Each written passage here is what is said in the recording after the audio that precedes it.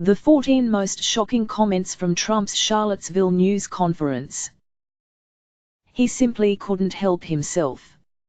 A day after President Donald Trump gave in to political pressure and denounced, by name, the white supremacists and neo-Nazis who rallied in Charlottesville this past weekend, he reversed course and again claimed both sides were to blame for the violence in the Virginia city. After a brief round of remarks on his plans to revamp U.S. infrastructure, Trump offered to take questions from reporters.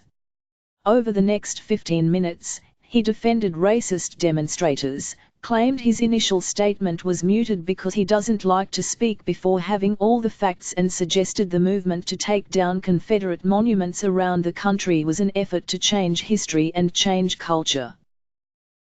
1. On why he waited 2 days to denounce the racist groups. I wanted to make sure, unlike most politicians, that what I said was correct, not make a quick statement. The statement I made on Saturday, the first statement, was a fine statement. But you don't make statements that direct unless you know the facts. It takes a little while to get the facts. I want to know the facts. 2. On whether the attack that killed Heather Heyer in Charlottesville was terrorism. You can call it terrorism. You can call it murder. You can call it whatever you want. I would just call it as the fastest one to come up with a good verdict. That's what I'd call it. Because there is a question. Is it murder? Is it terrorism? And then you get into legal semantics. The driver of the car is a murderer. And what he did was a horrible, horrible, inexcusable thing. 3. On whether he has confidence in White House Chief Strategist Steve Bannon. He's a friend of mine. But Mr. Bannon came on very late, you know that. I went through 17 senators, governors, and I won all the primaries. Mr. Bannon came on very much later than that, and I like him. He's a good man. He is not a racist, I can tell you that. He's a good person. He actually gets a very unfair press in that regard. 4. When asked about the alt-right's influence in Charlottesville. What about the alt-left that came charging them? Excuse me. What about the alt-left that came charging at, as you say, the alt-right? Do they have any semblance of guilt? Let me ask you this. What about the fact they came charging with clubs in their hands, swinging clubs? Do they have any problem? I think they do. 5. On how he viewed the weekend violence and who was responsible. I watched those very closely, much more closely than you people watched it.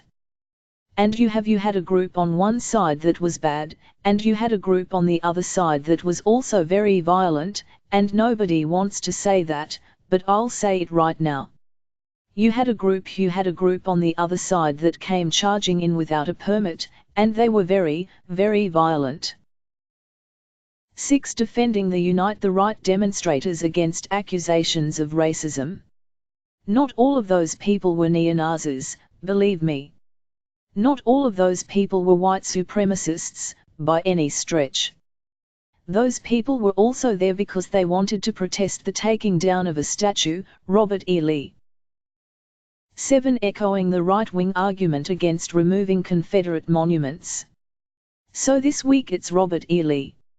I noticed that Stonewall Jackson's coming down. I wonder, is it George Washington next week? And is it Thomas Jefferson the week after? You know, you really do have to ask yourself, where does it stop? 8. On whether he was comparing counter-protesters and white supremacists. You had a group on one side and you had a group on the other, and they came at each other with clubs, and it was vicious and it was horrible. And it was a horrible thing to watch. But there is another side. There was a group on this side, you can call them the left. You've just called them the left that came violently attacking the other group. So you can say what you want, but that's the way it is. 9. On who was to blame for the violence. Well, I do think there's blame, yes, I think there's blame on both sides. You look at both sides. I think there's blame on both sides. And I have no doubt about it, and you don't have any doubt about it either. But you also had people that were very fine people, on both sides. You had people in that group that were there to protest the taking down of, to them, a very, very important statue and the renaming of a park from Robert E. Lee to another name. 10 on Thomas Jefferson. Are we going to take down the statue of Jefferson? Because he was a major slave owner. Now, are we going to take down his statue? So you know what? It's fine. You're changing history. You're changing culture.